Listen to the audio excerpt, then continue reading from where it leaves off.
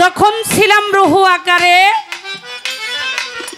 যত্ন করে রেখেছিলে তোমারও ধারে, আমায় পাঠাইলে এ সংসারে কেবল তোমারই নাম বিলাইতে। যখন সেই রুহের জগতে ছিলাম তখন আমরা দুইজন একই জায়গায় একই ভান্ডেই ছিলাম, তাই ছিলাম না বাবা? এটা রুহের জগতের কথা, সৃষ্টি জগতের কথা। ওইখানে যে ছিলাম আমরা একই জায়গায় একই স্থানে দুইজন অবস্থান করেছিলাম, কিন্তু কোনো এক কর্মের ফলে তুমি হয়ে গেল আমার গুরু, আমি হয়ে গেলাম তোমার শিষ্য ভক্ত। আমায় পাঠাইলা এ সংসারে কেবল তোমারই নাম বিলাইতে, মন বসে না গুরু তোমার পদেতে। দেখেন, মানুষের এই দেহের মধ্যে অঙ্গ প্রত্যঙ্গ বহুত কিছু আছে। চোখ, দুইটা চোখ, নাক, কান, হাত, পাও, নফস, ইন্দ্রিয়, যা কিছু আছে, 16টা রিপু, 10টা ইন্দ্রিয় শক্তি, যা কিছু আছে বাবা, এর মধ্যে এই দেহটাকে কন্ট্রোল করার জন্য একটা জিনিস আছে, আছে না? এই দেহের মধ্যে এই যে আমি যে চলি, আল্লাহ পাক কিন্তু আমাকে সমস্ত জিনিসই দিয়ে পাঠাই নাই না? কিছু কমতি আছে? কিছু কম কিন্তু নাই।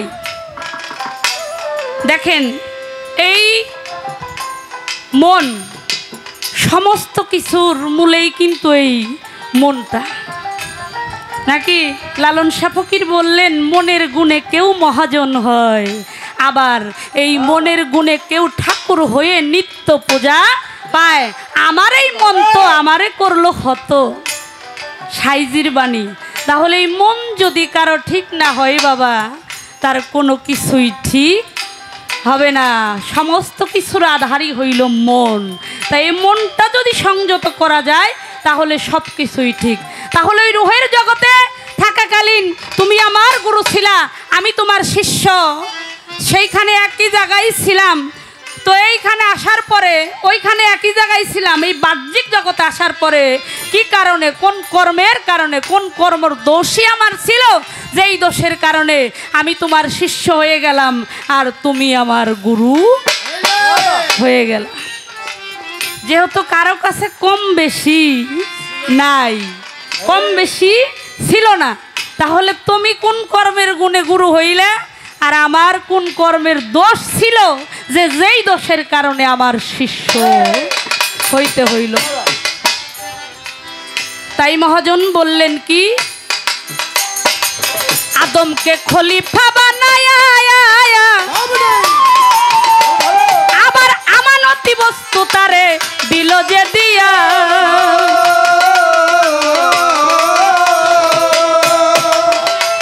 ওরে আদমকে খলিফা বানায়া আবার আমানতি বস্তু তারে দিল রে দিয়া,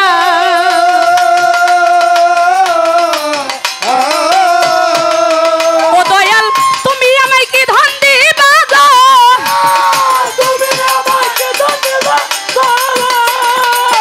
আবুল চান তুমি আমায় কি ধন দিবা গো, ও তুমি কি বা দিবা জগতে, মন বসে না গুরু তোমার পদেতে, মন বসে না গুরু তোমার পদেতে।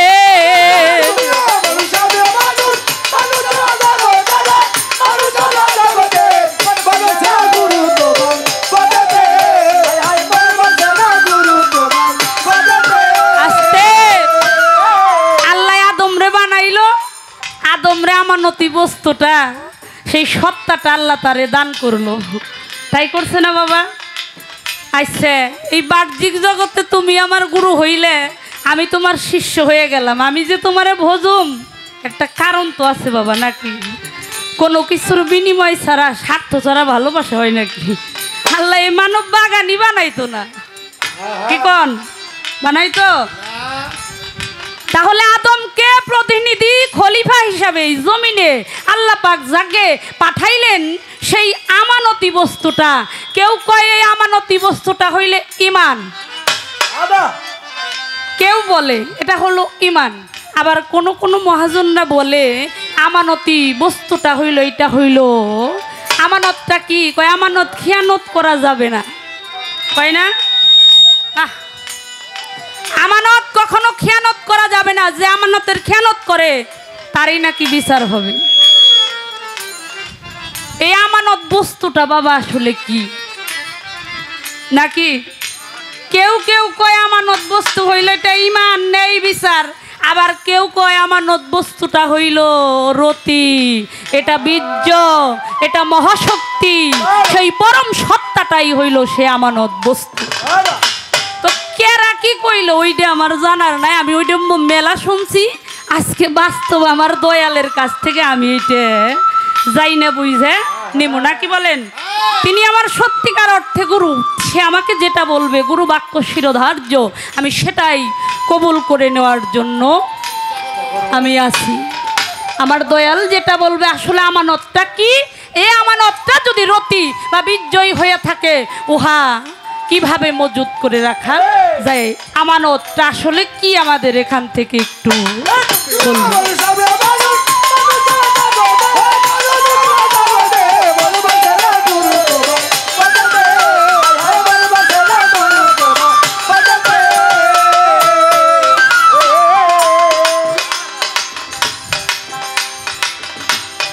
এই যে রুহের কথা বললেন গানের মধ্যে, যখন ছিলাম রুহু আকারে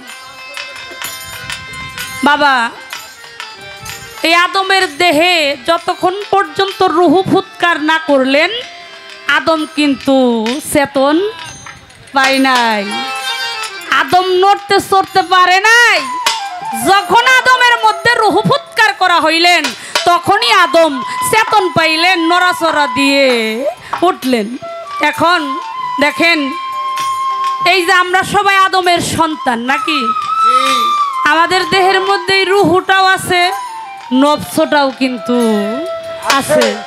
আমাদের সমাজে কিছু লোক আছে বাবা, মানুষ মারা গেলে দেখা যায় তারা কয় রুহের মাগফিরাত কামনা করি, কয় না? রুহের আত্মার মাগফিরাত কামনা করে। আচ্ছা, একটা জ্ঞানী যিনি সাধক হয়, সে যদি উফাত হয়ে চলে যায় বা জ্ঞানী না হোক, এই যে রুহের মাগফিরাত কামনা করা, এটা আমি বলি না, এটা অনেক গুণীজনরা বলছে। এই রুহটা কি এটা আমি বলবো না, এটা আমার বাবার মুখ থেকে আমরা একটু শুনবো। এই নফসটা কি আর এই রুহুটা কি, নফসের আর রুহের মধ্যে পার্থক্যটাই কি? আচ্ছা, রুহের কোনো মরণ আছে বাবা? হ্যাঁ, রুহের কিন্তু কোনো মরণ নাই। বলা হয়েছে কুল্লে নাফসিল জায়গাতুল মাউত, প্রত্যেকটা নফসেরই মৃত্যুর স্বাদ গ্রহণ করতে হবে, কিন্তু বলা হয় নাই যে রুহের মৃত্যুর স্বাদ গ্রহণ করতে হবে। এই কথা কোথায় বলে নাই। তাহলে রুহের যদি মরণ না হয়, রুহ যদি না মরে, তাইলে এই যে রুহের আবার আত্মার মাগফিরাত কামনাটা করে কিভাবে? কথাটা কি বোঝা গেল? বুঝতে পারছেন আপনারা? তাইলে এই রুহের আত্মার মাগফিরাত কামনাটা কিভাবে করে? একদল মানুষ আমাদের সমাজে আছে, এরা কয়, যারা জ্ঞানী আশা করি তারা কয় না, নফসের মরণ আছে। আর এই নফসটাই এই আদমের মধ্যে দিল কেরা? যদি নফসের মরণ হয়, নফসের মৃত্যুর স্বাদ গ্রহণ করতে হবে, রুহু কখনো মরবে না, এটা যার তার কাছেই চলে যাবে। এই নফসটাই দেহের মধ্যে ঢুইকে ওই আদমকে সে কুমন্ত্রণা দেয়, কুপথে চলায়।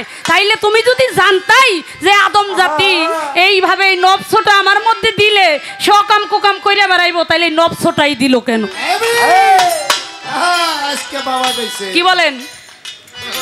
উনি তো সবই জানতো, তাইলে এই নফস কি দেওয়ার দরকার ছিল যেইটার কারণে মানুষ কুপথে চইলে বেড়াইতেছে? এই নফস রুহের আসলে পার্থক্যটা কি, এখান থেকে সুন্দর একটা বুঝ দয়াল আমাদের।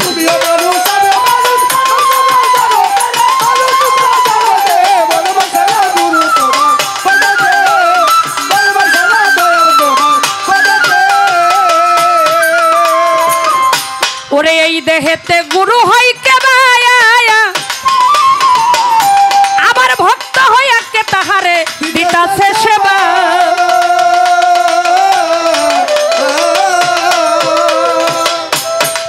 দেহেতে গুরু হয় কেবায়া আবার ভক্ত হইয়া শিষ্য হইয়া কে তাহারে দিতেছে সেবা ওরে ও তাই সানমিয়া কয় কয়া দিবা গো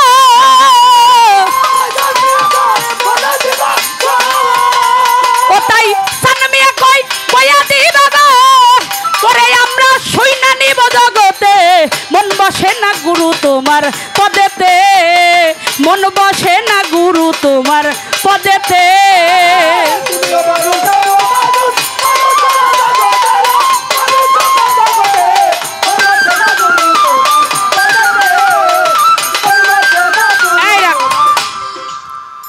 এই গানের মধ্যে এই কথাটা একটু আরই কথা এই যে মন বসে না গুরু তোমার পদেতে নাকি আচ্ছা এই কথাটা কেন আর এই কথা হইল যে মনটা বসে না গুরুর পদেতে ওই যে দেখি আমিও যা করি ওই যে কিছু লোকের চোখে মনে হয় যে আমার গুরুও তাই করে ঠিক কিনা আমার সংসার আছে পরিবার আছে আমার দয়ালেরও সংসার পরিবার আছে আমিও সন্তান জন্ম দেই আমার দয়ালও সন্তান জন্ম দেয় আমিও যা করি আমার গুরুও তাই করে সেই জন্য কিছু কিছু মানুষ সমাজে মনে করে যে আমিও যা করি উনিও তো তাই করে তাহলে আমি তাকে কিভাবে গুরু হইল খোদা দর্শন করার আয়না তাহলে আমি তাকে কিভাবে খোদা রূপে সাব্যস্ত করব গুরুকে খোদা জ্ঞানে মানা এটা চারটাখানি কথা না বাবা কোনো সাধারণ মানুষ এটা মানতে পারবে না সেই জন্য তো মস্তিষ্কের মধ্যে এই পোকাগুলা ঢুকে গেছে ঠিক আছে কিনা এই পোকাগুলা আমাকে ব্রেনের মধ্যে ঢুকে গেছে এই পোকাগুলা আজকে আপনি বাইর করবেন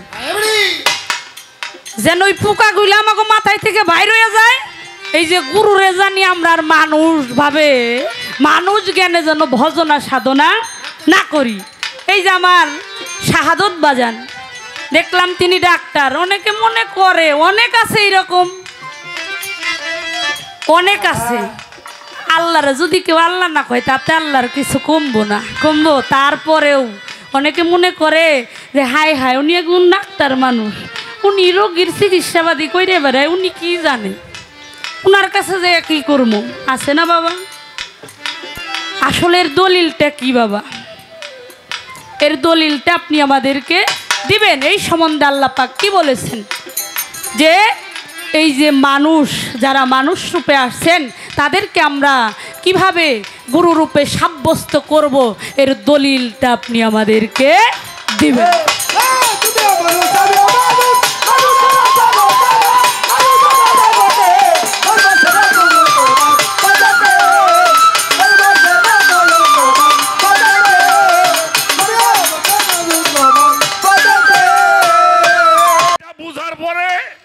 তাহলে গুরু পদে যদি বোঝা হয় তো অবশ্যই মন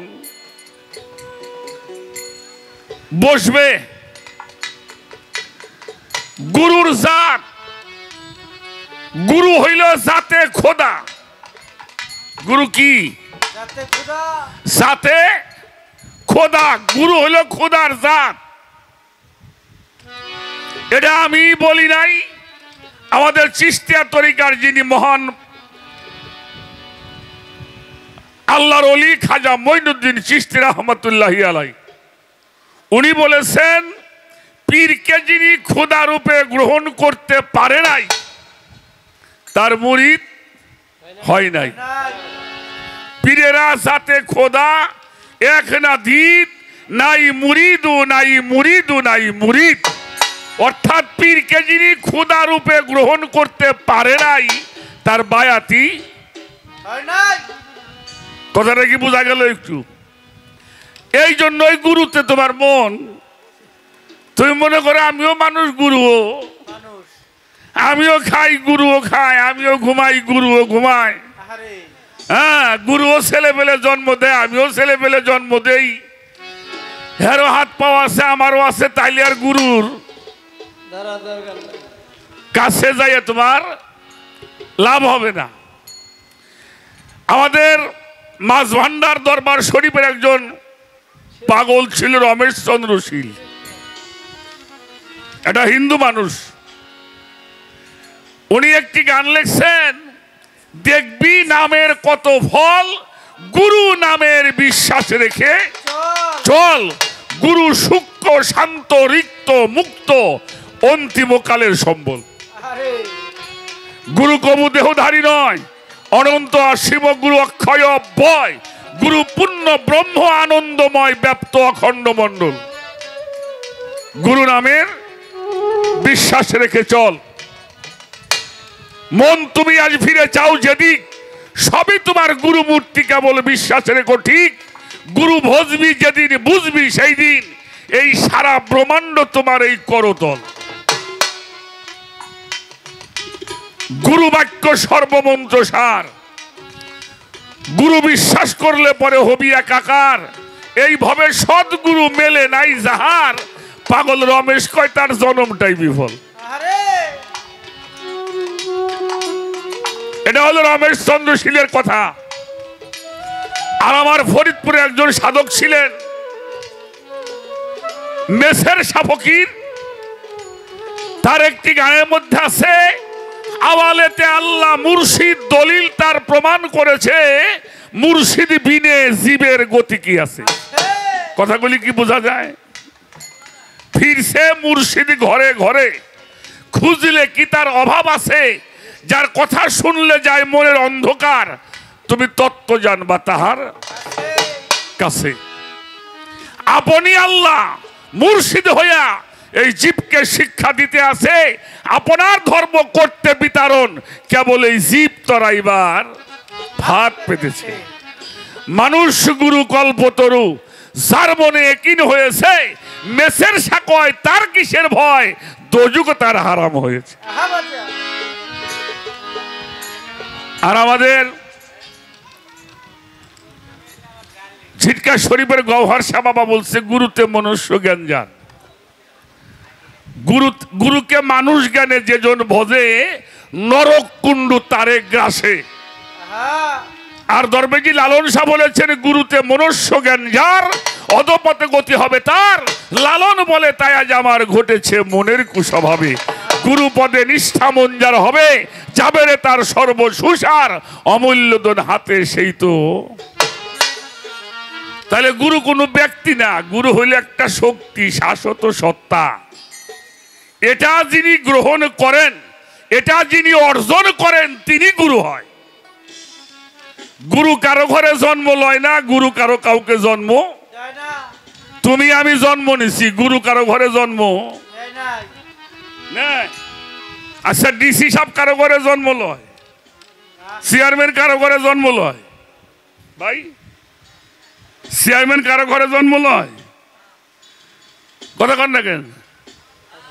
চেয়ারম্যান হতে হয়, মানুষ তাকে ভালোবেসে নির্বাচিত করেন, যখন ওই চেয়ারে বসেন তখন হলো চেয়ারম্যান।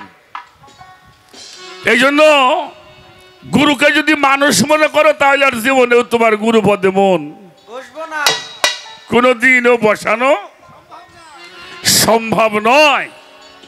আশা করি আমি দুইজন তিনজন মহতের কথা আমি উপস্থাপন করলাম।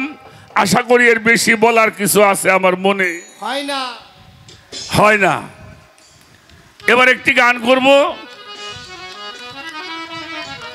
যখন ছিলাম রুহু আকারে, যতন করে রেখে দিলে তোমারও দ্বারে, পাঠাইলে ভবের পরে তোমারই নাম বিলাইতে, মন বসে না গুরু তোমার।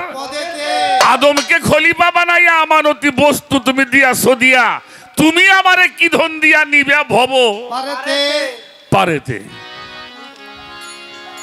মন বসে না গুরু তোমার। এই দেহেতে গুরু হয় কেবা, শিষ্য হইয়া কেবা কারে, দিতেছে সেবা সাধক সানমিয়ে কয় বইলা দিবা, পারলাম না ভেদ বুঝিতে, মন বসে না গুরু তোমার পদেতে। গুরু দেখা যায় মানুষের মতো, তো তুমি বলছো, কি বলে নাই? কি তুমি তো বইলে গেলে, এরপরে আবার প্রশ্ন করো কেমনি ফিরে? হ্যাঁ, এটা খেয়াল করে গান গাইতে। এবার একটা গান আমি শোনাই, সাধক আব্দুর রশিদ সরকারের একটা গান, আমার গাইতে হবে, তারপরে আমানতের বিষয়ে দু একটা কথা বলতে হবে। আমানত বিষয়বস্তুটা কি? আমাদের জিটকা শরীফের দেওয়ান রশিদ বাবার নাম তো শুনছেন, হ্যাঁ? উনি একটা গজল গাইছে, কত জনায় কত মতে করতেছে ফকিরি, কলির ভাব দেখিয়া ভেবে ভেবে মরি। কেউ বলে আগুন আল্লাহ, কেউ কয় পানি আল্লাহ, কেউ কয় বাতাস আল্লাহ, আল্লাহ কত ভারী, কেউ বিন্দুমণি আল্লাহ জেনে করতেছে ফকিরি। কথায় ধন্য কাজে শূন্য শুধু কাটকাচারি। কলির ভাব দেখিয়া ভেবে ভেবে মরি। এই বিষয়গুলি আমাদের জানা বোঝার দরকার। আমি একটি গান আগে করে নেই, তারপর দেখা যাক কি বলা যায়।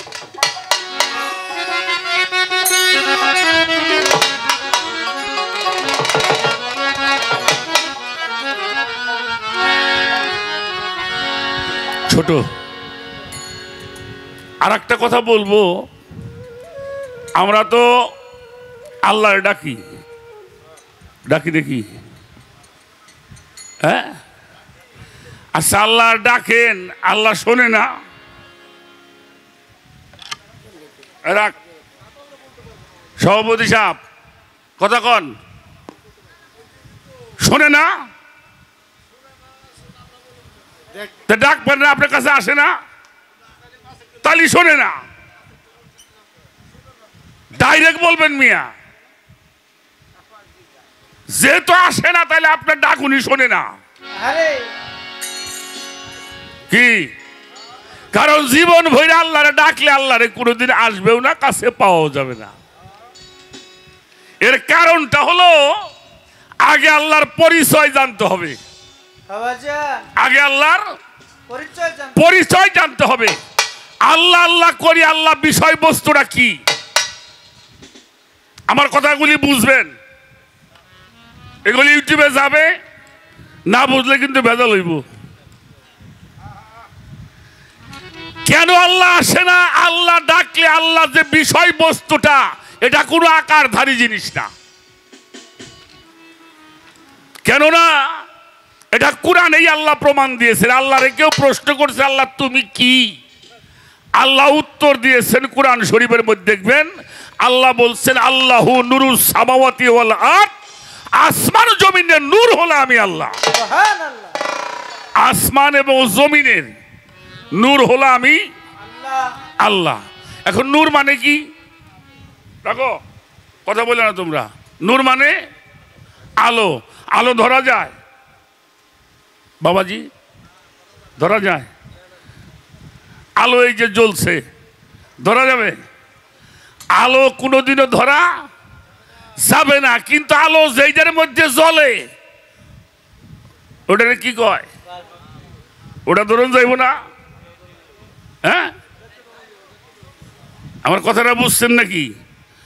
আলো ধরা যাবে না। ওই আলো যার মধ্যে ধরা পড়ে, তারে ধরলেই আলো ধরা হবে, ঠিক কিনা? এজন্য ওই নূর যখন কারো প্রতি অবতীর্ণ হয়, ওই নূর যখন কারো প্রতি অবতীর্ণ হয়, ওই নূর যখন সাধনা করে কেউ অর্জন করে, ওই নূর যখন কারো মধ্যে প্রতিষ্ঠিত হয়, তখন আকার হয়, তখন নাম হয় মুহাম্মাদুর রাসূলুল্লাহ। সকলে বলেন সাল্লাল্লাহু। কি নাম হয়? মুহাম্মাদুর রাসূলুল্লাহ। ওই নূর যখন আকার হয়, নাম হয় ইয়াদুল্লাহ, হাত। ওই নূর যখন আকার হয়, নাম হয় ওয়াজহুল্লাহ। ওই নূর যখন আকার হয়, ওর নাম হয় মুর্শিদ। ওর নূর যখন আকার হয়, তখন তার নাম হয় ওলি আল্লাহ। কি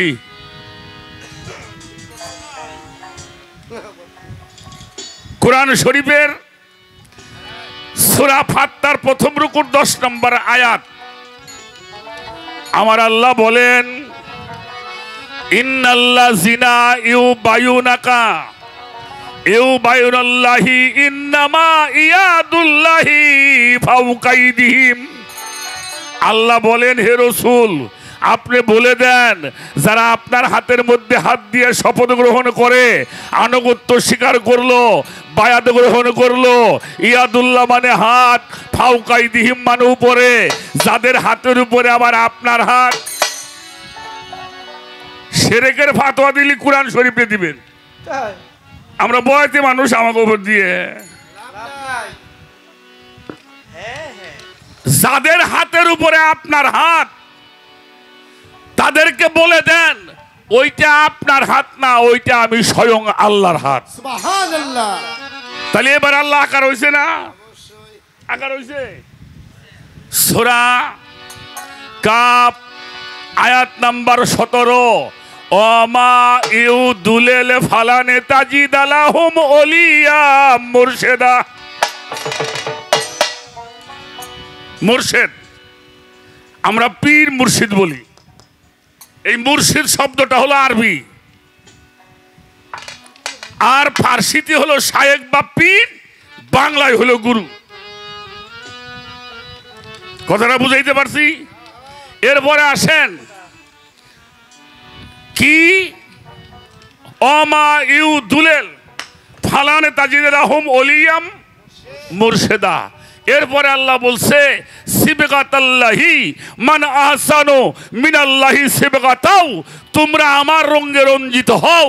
একটা মানুষ যখন আত্মসমর্পণ করে, গুরুর আদেশ নির্দেশ পালন করে, সম্মুখ গুরুর মাধ্যম দিয়ে সালাত করিয়া যিনি নিজেকে আল্লাহতে পরিণত করে, নিজেকে আল্লাহর সাথে লয় করে দেয়, তখন আল্লাহ বলছে আমি ওই মানুষটার দুইটা হাত হয়ে যাই। সুবহানাল্লাহ। কি হয়? আমাকে হুজুররা কয় আল্লাহ কুদরতি হাত দিয়ে আমাদের দেয়। এই কুদরতি হাত কারে কয়? কোনটা? কুদরতি হাত হইল আল্লাহর ওলিদের হাত। বাবা বলি হারি। কুদরতি হাত মুর্শিদের হাত। হ্যাঁ, এই জন্য যখন একটা মানুষ এই সাধনা করে, তার উপর নূর অবতীর্ণ হয়, ওই মানুষটা আল্লাহর রঙে রঞ্জিত হয়, আল্লাহর গুণে গুণান্বিত হয়, আল্লাহর সেবাতে মুত্তাসির হয়, আল্লাহর নূর তাজাল্লিতে মুতাজাল্লি হয়, ওই মানুষটা হয়ে যায় অলি। আল্লাহ অলি আল্লাহ উল্লাহ না না না লুল্লাহ অলি। তাহলে তুমিও মানুষ, গুরুও মানুষ নাকি? এলা আল্লাহদের চোটে ভাতার রে কয় তা ওই আদাল হেপেরো নেডি আর কি আদাল এলা আদাইল হেগো কথাবার্তা। ভাত খাও ফ্যান দিয়ে, গল্প মারো দই।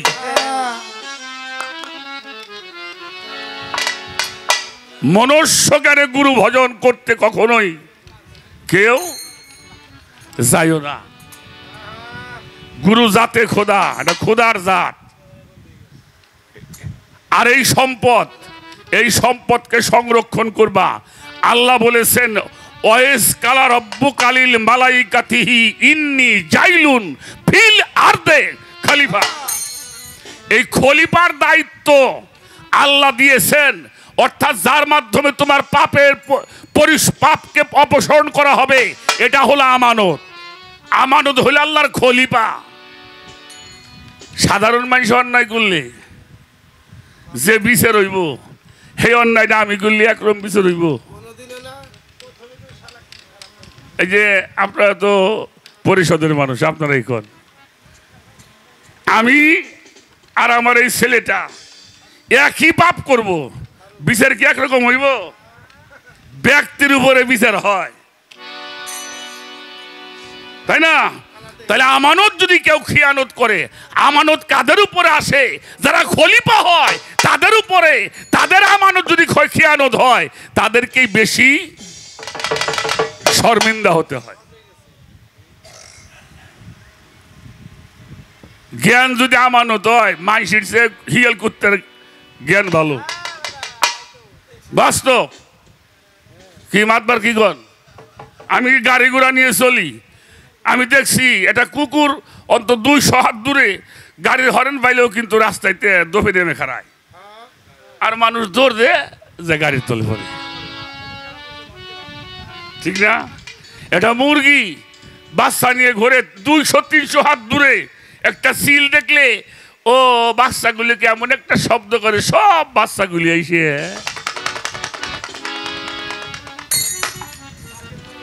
পাকে তোলে নেয়। ওর জ্ঞান কম মনে করেন? হ্যাঁ, জ্ঞান আর আল্লাহ যে আমানত দিয়েছেন তাহা হলো দিব্য জ্ঞান। এই জন্য সাইজি লালন বলেছেন, সহজ মানুষ বোঝে দেখ না রে মন, দিব্য জ্ঞানে পাবির অমূল্য নিধি বর্তমানে। এই দিব্য জ্ঞানী যারা গুরু হইল তারা আমানত হইল তার কাছে। যিনি তোমার পাপের অপসারণ করবে, আল্লাহর কালামগুলি বুঝাবে, হিকমতগুলি বুঝাবে এবং তোমার মস্তিষ্ক হতে পাপগুলি পরিষ্কার করাইয়া তোমার জান্নাতের দরজা খুলে জান্নাত পর্যন্ত পৌঁছাইয়া দিবে। শোনো কি কমু বাবা, মানুষ হলে মইরা জান্নাতে যাব। জান্নাতে যাবি কোন তো মইরা না, তাই তো কয়। জান্নাত তো মরার পরে যাব। আর আল্লাহ বলছে কি, ফাদখুলি ফি ইবাদাতি ওয়াদখুলি ফি জান্নাত। হে নফসে মুতমাইন্না, এবার তুমি জান্নাতে প্রবেশ করো। জান্নাতে প্রবেশ করতে কইছে আল্লাহ দুনিয়ায় থাকতে, হ্যাঁ মরার পরে জান্নাত। জান্নাত এখান থেকে প্রবেশ করবে। এই জন্য যারা জান্নাতের মানুষ চেনে নাই, ওরা জান্নাতের পথ হারিয়ে ফেলেছে। আর এই জান্নাতের মানুষগুলি হইল আল্লাহর ওলিরা। তাদের কাছে যাবেন, তাদের কাছে বসবেন, তাদের কাছে গেলেই আপনার পাপের ফয়সালা হবে, আপনিও আল্লাহর বন্ধুতে পরিণত হবে। এবার একটা গান গাই।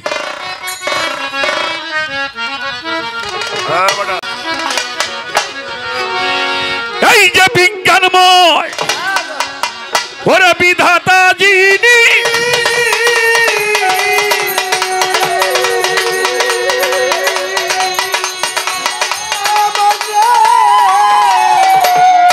ওরে বিজ্ঞানময় বিধাতা যিনি, ওরে আত্মার রূপেই আছেই তিনি, নবরূপে নিজেই নারা ও নামার পাগল মন।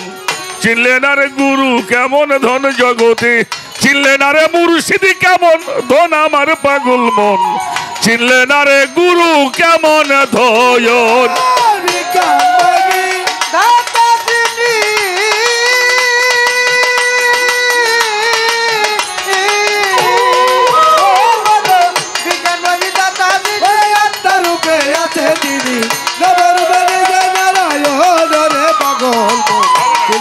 গুরু কেমন ধনতি, ছিলেন মুর্শিদি রতন জগতের মানুষ, ছিলেন গুরু কেমন ধন।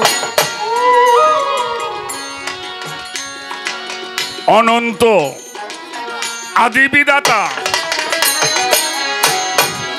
মানুষের ভালো মন্দের নির্দেশ দাতা গো, রসুল রূপে করলো আগমন। আমার ভক্ত অনন্ত আদি বিধাতা, মানুষের ভালো মন্দের নির্দেশ দাতা গো, রসুল রূপে করলো আগমন। আমার ভক্ত আগমন।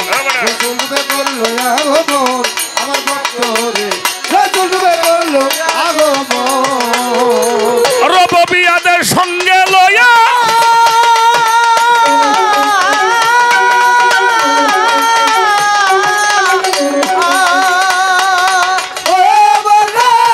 রবিয়াদ সঙ্গে লইয়া রেসালত প্রকাশ করিয়া,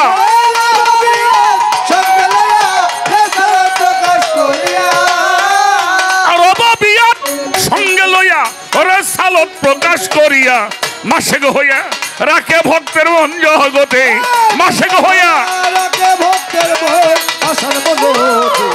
চিল্লিদার গুরু কেমন ধনতি, চিল্লিদার গুরু কেমন ধন, চিল্লিদার গুরু কেমন ধন, চিল্লিদার গুরু কেমন ধন আমার পাগল, চিল্লিদার গুরু কেমন ধন। বাবা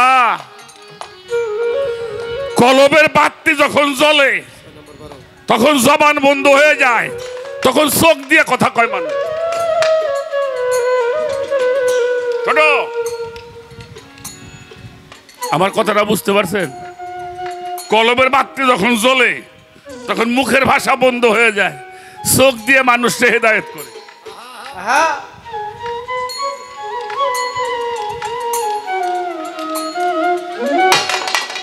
সাধক গান লিখেছেন,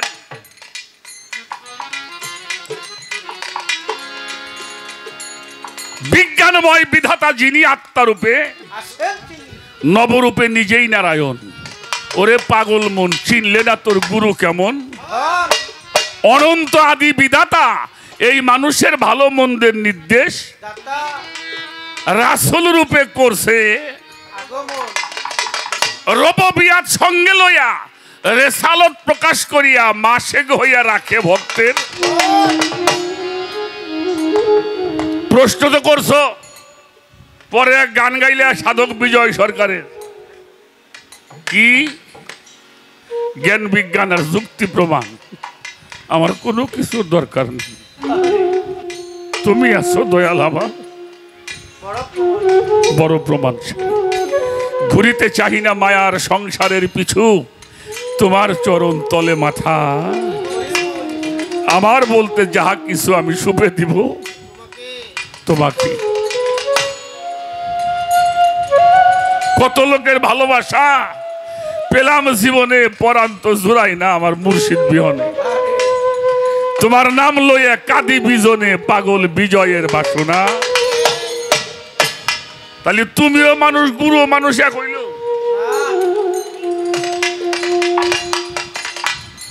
আমার কথাটা বোঝা গেছে?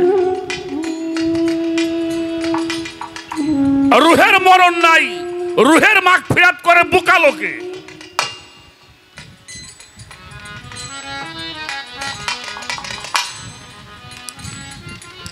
রুহের মাগফিরাত করে কারা? বোকা লোক। ওরা বোকা বোকা। বাবা, স্কুল কলেজে পড়লে আলেম হওয়া যায় না।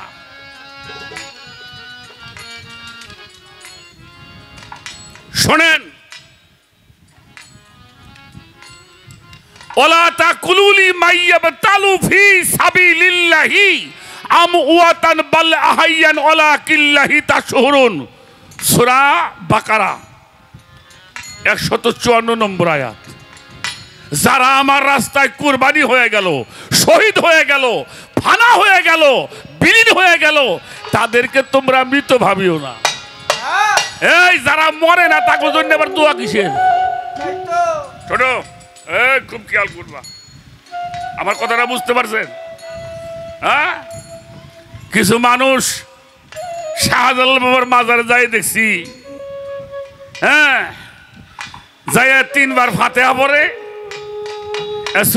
ফাতিহা করে, সূরা ফাতিহা 3 বার, সূরা ইখলাস 5 বার, দরুদ শরীফ 11 বার পড়ে আল্লাহ এই রুহের উপরে বকশিশ দিলাম, আল্লাহ তুমি ওনারে জান্নাত নসিব করো। কত বড় বুকার বুকা না হইলে? হ্যাঁ, উহাবিগের কিতাব, উহাবি গো রশিদ আহমদ গঙ্গোহী সাহেব তার ফাতোয়ায় রশিদিয়ার মধ্যে লেখছে, আল্লাহর রসুল রহমাতাল লিল আলামিন, আল্লাহর ওলিরাও রহমাতাল লিল আলামিন। ওখানেও রহমত পাওয়া যায়, আল্লাহর ওলির কাছে গেলেও রহমত পাওয়া যায়। আচ্ছা, নফসের মরণ আছে, এটার মরণ হবে, কিন্তু যে গান গায় ওটার মরণ নেই। তাহলে কার জন্য কি করে? শোনেন, আর একটা কথা কয়ে থুয়ে যাই। এই ছোট বাজায়, এই যে আমরা সালাম দেই না, এই সালামের কিন্তু ভাগ আছে। সালামের কয়টা ভাগ আছে? 3টা ভাগ আছে। বাবা ছেলেকে সালাম দিবে, কেন দিবে? আল্লাহ তোমার উপর রহমত বর্ষিত করুক, অর্থাৎ তার শান্তি, বাবা ছেলের জন্য শান্তি কামনা করবে। আর বাবাকে সন্তান সালাম দিবে সম্মানের জন্য। কথাটা বোঝা গেছে? আর আল্লাহর ওলিদেরকে সালাম দেওয়া হবে আল্লাহর রহমত পাওয়ার জন্য। আল্লাহর ওলিকে সালাম দেব কেন? আল্লাহর, হে আল্লাহ, তোমার এই ওলির ওসিলায় আমার এই কথাটা তুমি কবুল করো। কাজেই যারা মরে না তাদের কোনো মাগফিরাত নাই। আল্লাহ কইছে সাবধান, তাদেরকে মৃত ভাবিও না। মানে মরা বলবে আগের পাশে, মৃত ভাবিও না। যাদেরকে মৃত ভাবিও না তাদের ঘরগুলো পাকা ঘর। তাদের ঘরগুলো কি? হ্যাঁ, এই ঘরটাও পাকা। এই ঘরটা যে জায়গায় রাখে ওই এলাকা ধরে পাকা হয়, ঠিক কিনা? খাজা বাবার দরবার, বড় পীরের দরবার, নিজামুদ্দিন আউলিয়া, কুতুবউদ্দিন বখতিয়ার কাকি শেখ ফরিদ, হ্যাঁ, আমাদের জিটকা শরীফের দেওয়ান রশিদ জিন্দা শাহ, গওহর শাহ, সাধক আব্দুর রশিদ সরকার, এগুলো জায়গাটা পাকা না? একবার কাঁচা।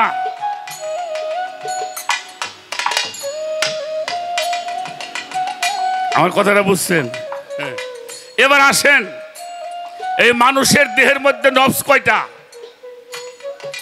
নফসে আম্মারা, নফসে লাওয়ামা, মুলহেমা, মুতমাইন্না, নফসে রহমানি।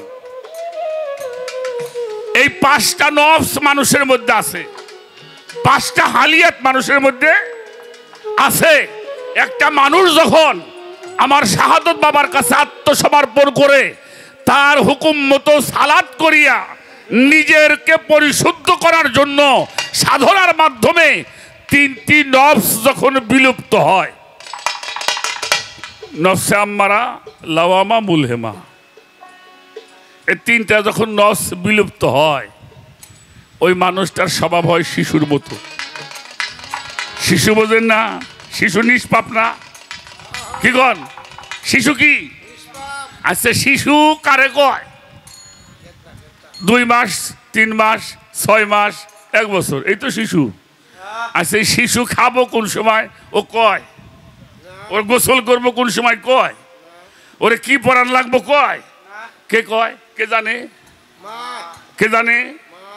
একটা ভক্ত যখন এই তিনটি নফস বিলুপ্ত করিয়া যখন নফসে মুতমাইন্নার মধ্যে পৌঁছায়, এবার আল্লাহ ডাক দিল, হে প্রশান্ত নফস, এবার রবের দিকে প্রত্যাবর্তন করো। কার দিকে? ফাদখুলি ফি ইবাদাতি ওয়াদখুলি ফি জান্নাত, এবার জান্নাতে প্রবেশ করো। এই জন্য সাধক লিখেছে, বন্দেগিতে বান্দা তুমি এমন ভাবে হও তৈয়ার, মালিক তোমায় ডেকে বলবে কি লাগবে বান্দা তোমার। ওই মানুষটা শিশু হয় আর গুরু হয়ে যায় তখন তার মা। ওর কি দরকার? ওটা গুরুই ভালো জানে। তোমার কি দরকার জানা আছে তার। তুমি সেই জায়গায় যাও, তোমার চাইতে হবে না, চাওয়ার আগেই তোমার সবকিছু।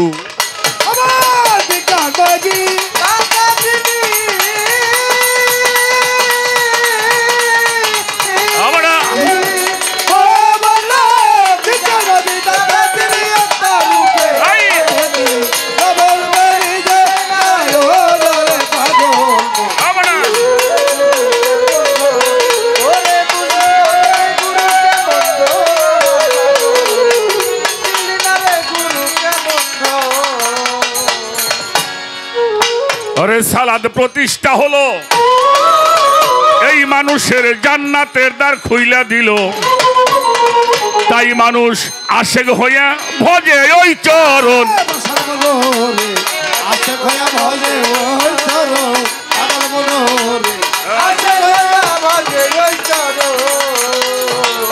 আরে সালাদ প্রতিষ্ঠা হলো, এই মানুষের জান্নাতের দ্বার খুইলা দিল। তাই তো মানুষ আশেক হইয়া ভজে ওই চরণ।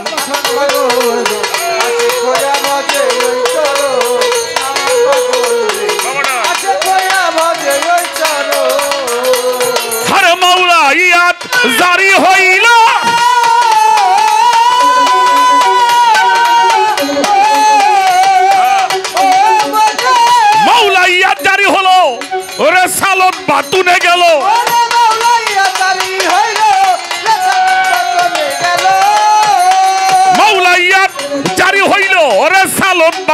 বলেই গেল মানুষ গুরু আলীর আগমন জগতে, মানুষ গুরু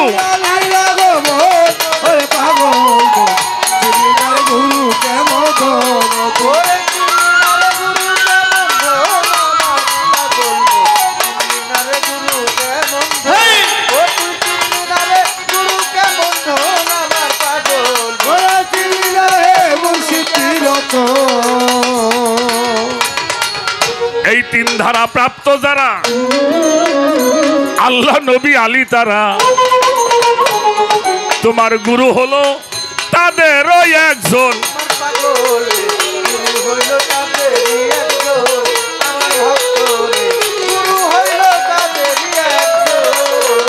এইভাবে এই তিন ধারা প্রাপ্ত যারা আল্লাহ নবী আলী তারা আমার শাহাদত চান তাদেরও একজন।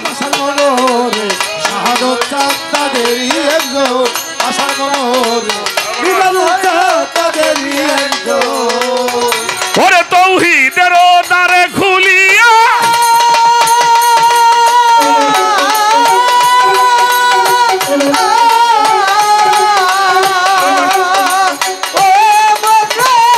তৌহিদের দ্বার খুলিয়া রশিদ বলে দেখ না চাইয়া,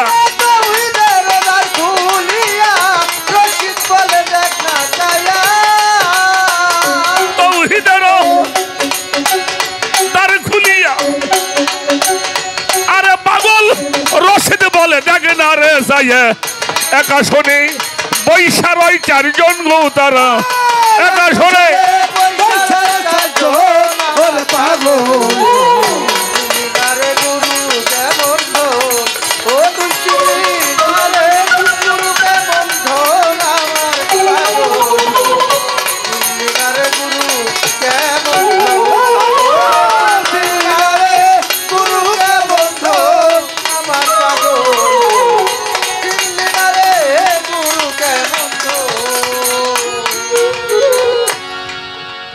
বাবা সিঙ্গারের মাটিতে গান গাওয়া বড় কঠিন একটা বিষয়, ভয় করি শান্তিও পাই। সে আলোচনা না বুঝলে ঝামেলা আছে বাবা, না বুঝলে খুব ঝামেলা। সূর্যের দিকে কোনো মানুষ এই যে বর্তমান যে রোদের তাপ কতক্ষণ তাকায় থাকতে পারবেন?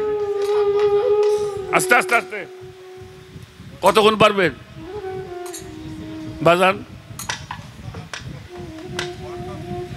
থাকছে কেউ পারে যদি সূর্যের আলো তার মধ্যে থাকে। আচ্ছা ওটা তো অন্য বিষয়, আপনি পারবেন সারাদিন, আমি কয়ে দিই হয়তো 2 ঘন্টা পারছে, আপনি সারাদিনই পারবেন। বাড়ি কাঁসার থাল আছে, এই তো বুঝে এলাইছাও, ওই থালের মধ্যে পানি দিয়ে ওটার মধ্যে তেকিল তাকাইলে সূর্য দেখা যায়, তাতে কি চোখের সমস্যা হয়? এই জন্য আয়না ছাড়া যেমন নিজেকে দর্শন করা যায় না, একজন কামেল মুর্শিদ ছাড়াও আল্লাহ দর্শন হয় না।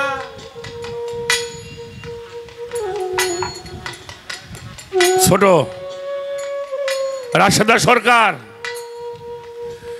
গুরুর সঙ্গে যে যেমন সম্পর্ক করছে, গুরু তার সঙ্গে সেই সম্পর্ক আচরণ করে। যারা গুরুকে বন্ধুর মতো মনে করে, গুরু তারে বন্ধুর মতোই ভাবে। গুরুকে যদি কেউ ক্ষুধা মনে করে, গুরু তারে ভক্তরে তার অন্তরঙ্গ মনে করি ভালো। এই জন্য সনাতনের শাস্ত্রে আছে, সম্বন্ধ লইয়া ভজে তাহে কৃষ্ণ নাহি তেজে, আর সব মরে কারণ। আগে সম্বন্ধ স্থাপন করতে হবে গুরুর সাথে, কি সম্পর্কটা করলে এ মা, এ মা সকল, আরে এই যে মা, মা বাইরে যাইতেছে, আপনি মা বাইরে যাইতেছে। বসেন। তারপরেও কথা কয়, দেখছেন?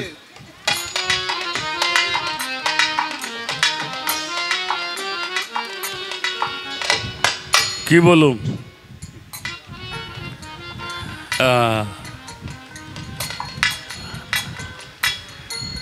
কি বলুম রে,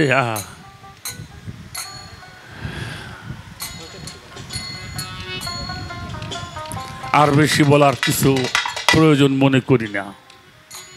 তারপরেও আমাদের কাছের একটা ঘটনা বলি। আমাদের আস্তে আস্তে যশোর ডিস্ট্রিক্ট ছিল আগে, এখন ঝিনাইদহ ডিস্ট্রিক্ট। ঘটনাটা মাঝে মাঝে বলি। একটা গ্রামে দুইজন সাধকের জন্ম হলো, একজন দরবেশ লালন শাহ ফকির আর একজন দরবেশ পাঞ্জু শাহ ফকির। হরিশপুর গ্রাম, ছোট। তাই আমি যার কথা বলছি উনি হলেন দরবেশ পাঞ্জু শাহ ফকির। আজকে থেকে 200 কয়েক বছর হলো। তখন যশোর ডিস্ট্রিক্টের মধ্যে এত বড় শিক্ষিত মানুষ যশোরে ছিল না। খন্দকার বংশের ছেলে পাঞ্জু শাহ, কিন্তু খন্দকার বংশের ছেলে।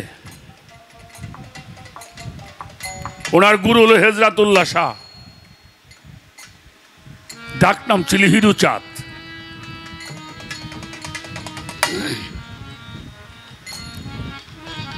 এই মানুষটা তাদের ছেলেপেলেরা কিন্তু এখনো উচ্চ শিক্ষিত সবাই। এই পাঞ্জু শাহ মারা যাবার আগে গ্রামের মান্যগণ্য যারা আত্মীয় স্বজন, মান্যগণ্য সবাইকে ডেকে একটা কথা বলছিল।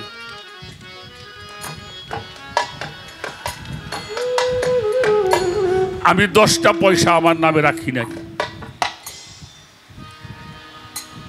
আমাদের লালন শাহ পাঞ্জু শাহ ঘরে যখন একটা মানুষকে খেরকা পরানো হয়, মাতবার সাহেব, আপনি 10,000 কোটি টাকার মালিক, 10টা পায়ে আপনার নামে থাকলে খেরকা পরানো হবে না। 10,000 কোটি টাকার মালিক আপনি, নিজের নামে 10 পাই থাকতে ওই খেরকাটা, ওই মরার বসনটা পড়তে পারে না। তো উনি যখন ফকির হয়েছিলেন, ওনার যাবার সময় হয়ে গেছে। তো গ্রামের মান্যগণ্য আত্মীয় স্বজন ভক্তবিন্দু সবাইকে ডেকে একটা কথা বলেছিল, আমি মনে হয় খুব তাড়াতাড়ি তোমাদের ভেতর থেকে চলে যাব। তা আমি তো চলে যাব, আমার তো একটা কবর হবে, একটা ঘর তো আমার হবে।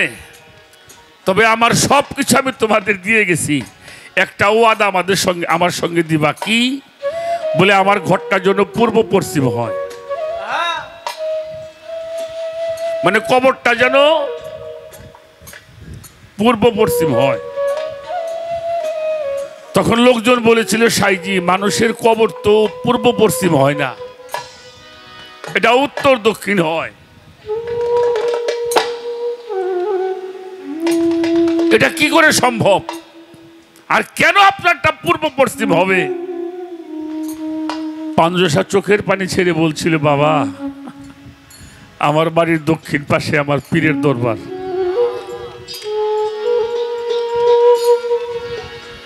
পীরের বাড়ির পাও দিকে কেউ পাও দিয়ে ঘুমান? আপনারা মাতবার সব ঘুমান? পীরের বাড়ির দিক পায়খানা প্রস্রাবে মানুষ বসে না। তা আমার পাওটা যদি দক্ষিণ দিকে যায় তাহলে তো কাবার দিকে পাও যাবে। গুরু কাবা না, গুরু কাবারও কাবা। মুর্শিদ আমার কেবলা কাবা। অতএব এই জন্য আমার কবরটা তোমরা পূর্ব পশ্চিম করবা, কথা দাও। সবাই বলছিল ঠিক আছে, আমরা আপনার কবরটা পূর্ব পশ্চিম করেই দিব। কয়েকদিন পরে পাঞ্জুসা দুনিয়া ছেড়ে গেলেন। মানুষ তার কবর কাটতে শুরু করলেন, পূর্ব পশ্চিম করে কাটবে, কিন্তু সমাজের বাধায় আর সেটা করা, ওটা করতে গেলে ওখানে রক্তের বন্যা বয়ে যায়। দায় থেকে তার কবরটা উত্তর দক্ষিণ করেই করা হলো।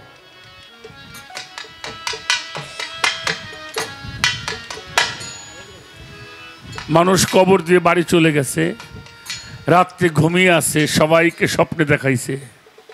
আতাল কন্ট্রাক্টরের স্বপ্নে দেখাইছে, কিরে কথা রাখলি না, হজমাতবার কে বললো কি মাতবার,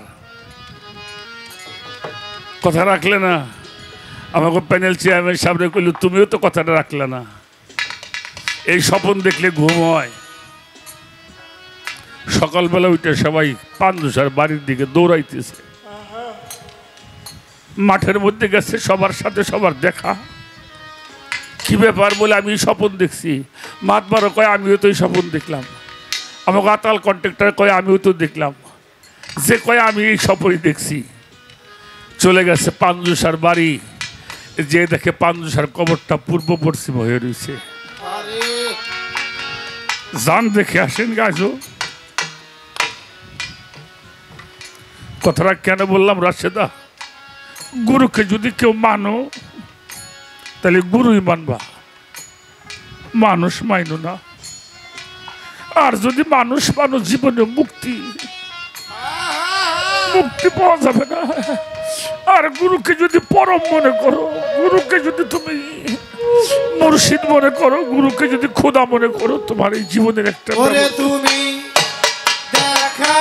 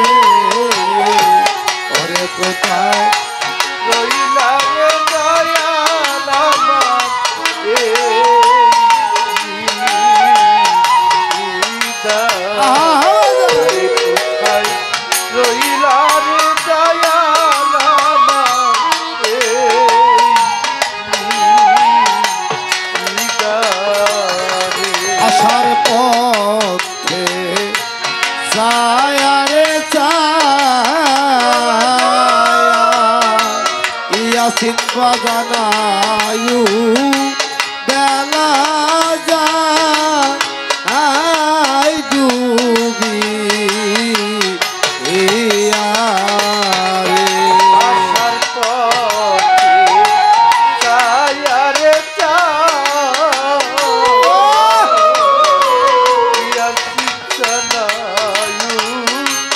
বেলা যা আই ডুবি আশার পথে ছায়ারে শব্দুল বাজানায়ু বেলা যা আই ডুবি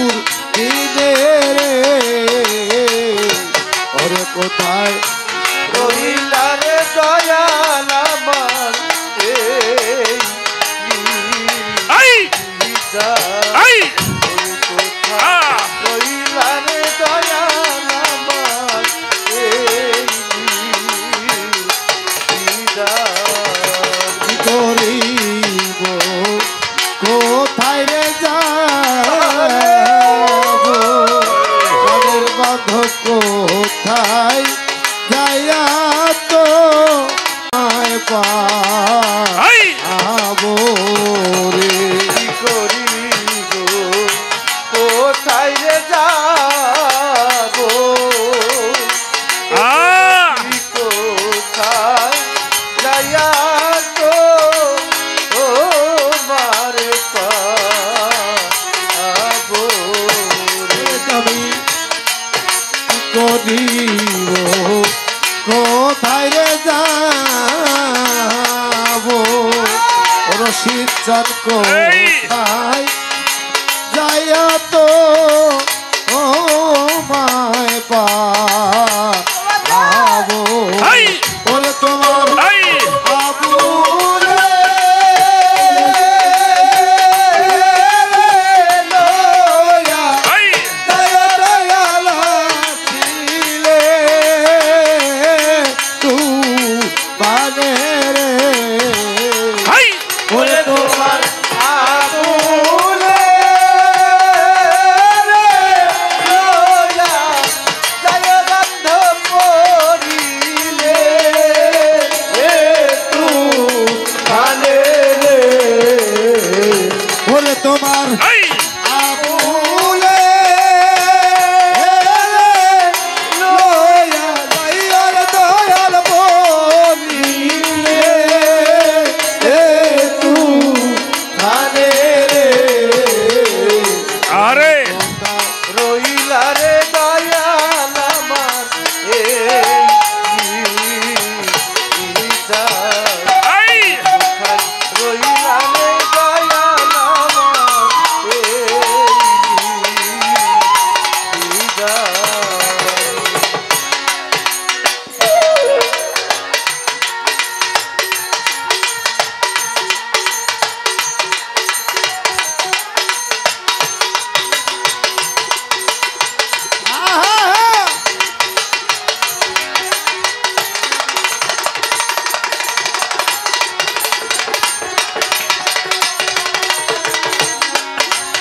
এই!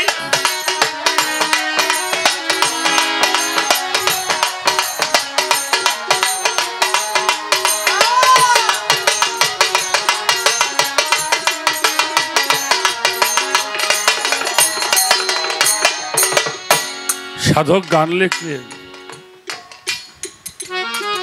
ঘুমাইলেই পড়বি ফেরে হারাবি মূল 16 আনা থাকো মন সচেতনে জ্ঞান নয়নে খবরদার ঘুম পাইবে না তুমি সদাই থাকো এই যে সচেতন রে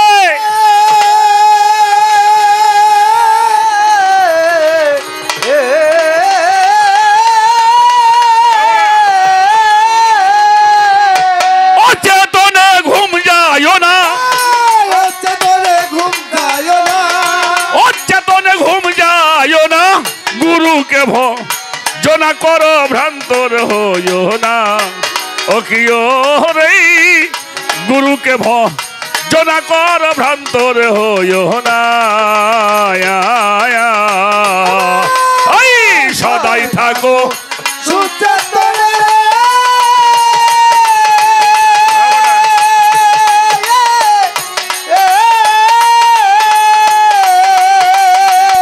আরে বলি অচেতনে ঘুম যায় না চেতনে ঘুম যায় না অচেতনে ঘুম যায় না গুরুকে ভজনা কর ভ্রান্তর হইও না ও কি ওরে গুরুকে ভজনা করো ভক্ত হইও না ও কি ওরে গুরুকে ভজনা করো মোর ভক্ত হইও না বেদে যেমন পাখি ধরতে যাই নয়ন তার ঊর্ধ্বরে প্রাণের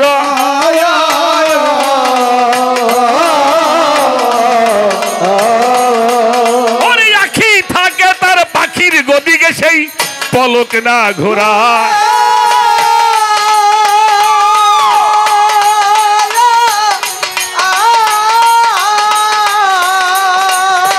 বেদেই যেমন পাখি ধরতে যাই নয়ন তার ঊর্ধ্বরে প্রাণে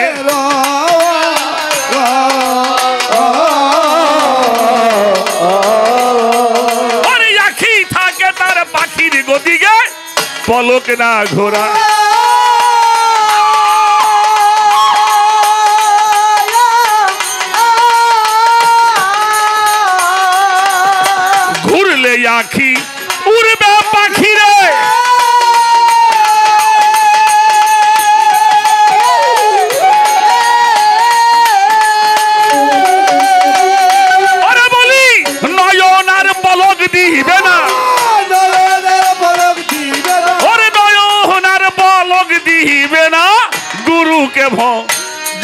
কর ভ্রান্তর হইও না সখিও রে গুরুকে ভজন কর ভ্রান্ত হইও না সখিও রে গুরুকে ভজন কর ভ্রান্ত হইও না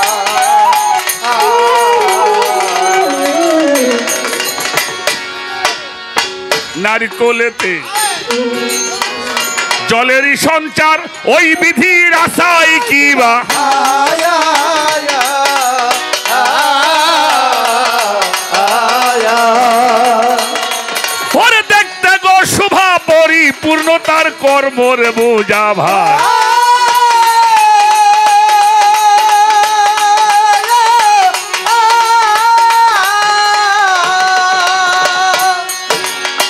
নারিকেলেতে জলেরই সঞ্চার ওই বিধির আচাই কিবা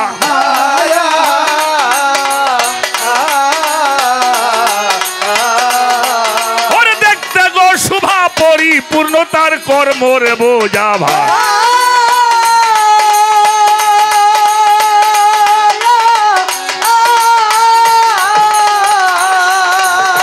গোপনে গোপিনীর ধরে মরা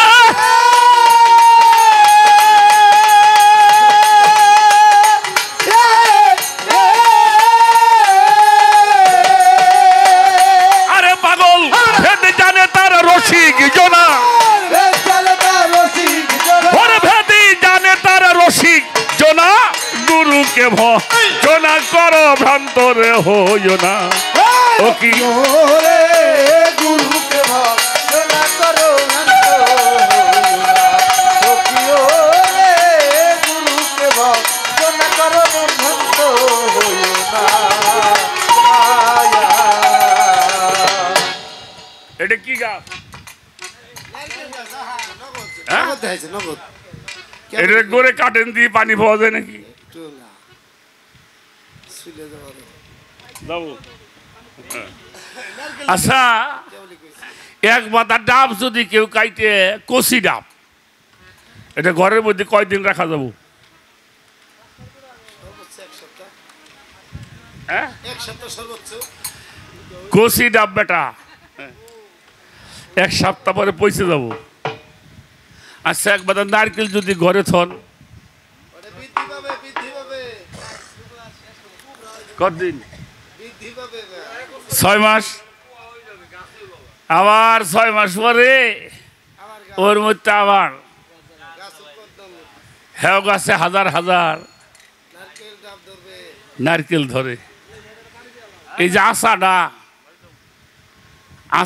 পাকা হয় না হ্যাঁ সাধক লেখছে নারকেলেতে জলেরই সঞ্চার ওরে বিধির আশাই কি বাহার দেখতে শোভা পরিপূর্ণ কর্ম বোঝা ভার গোপনে গোপিনীর ধর্ম ভেদ জানে কেবল রসিক জনা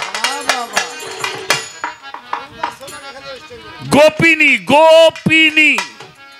গোপী গো শব্দ গোবিন্দ অপি শব্দ নিকটবর্তী যারা গোবিন্দের নিকটের মানুষ যারা গুরুর নিকটের মানুষ ওরা হইল গোপী এটা পুরুষ হইবার পারে নারী হবে এই জন্য সাধক রে গুরুকে ভজন কর ভক্ত হইও না সখিও রে গুরুকে ভজন কর ভক্ত হইও না ধরতে গেলে আগে মরতে হয় তারে সেই জিন্দারে মরা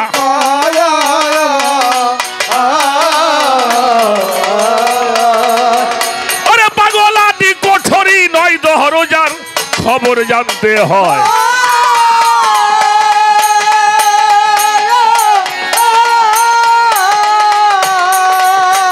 আমার পাগল ধরতে গেলে আগে মরতে হয় তারে সেই জিন্দারে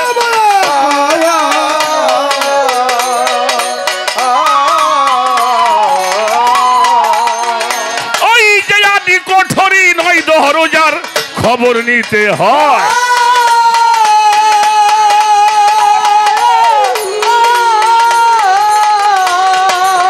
কানু বলে সররিপুরে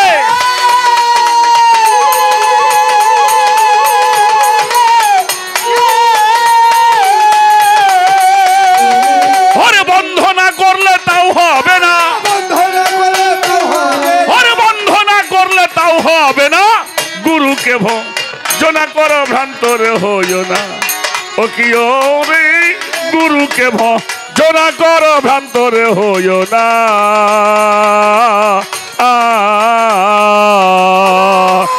সদাই থাকো সচেতনে